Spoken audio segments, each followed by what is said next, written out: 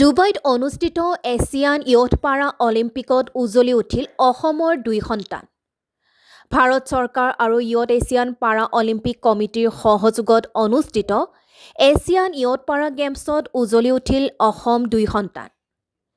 181 জন প্ৰতিযোগীৰ টীমে এই প্ৰতিযোগিতাত অংশগ্ৰহণ কৰিছিল আৰু ভাৰতৰ 101 জন প্ৰতিযোগীয়ে মেডেল লাভ কৰিবলৈ সক্ষম হয়।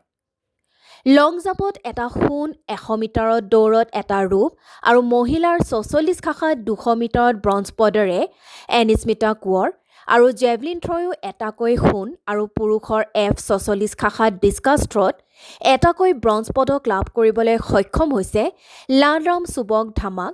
ভাৰতৰ হৈ তেওঁলোকে গৌৰৱ কঢ়িয়াবলৈ সক্ষম হয়।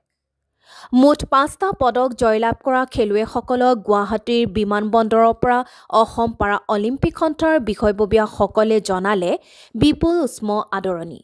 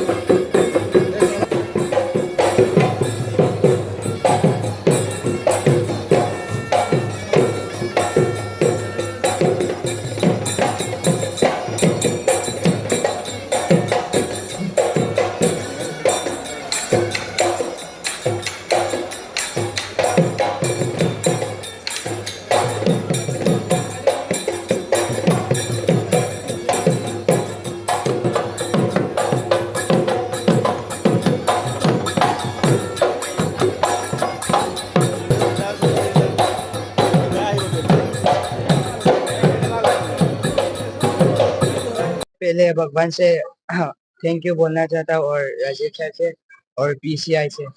ये मेरा खुद से तो नहीं हो पाएगा, तो राजीव सर और पीसीआई भगवान का सपोर्ट से ये सब खेल पा रहा। और मैं तो इतना भी मैं खुद से करूँगा तो इतना भी दुबई ये सब भी नहीं जा पाऊंगा। मेरा खुद से करूँगा तो नेशनल भी नहीं खेल पाऊंगा, राजीव सर की वजह से खेल पाऊंगा।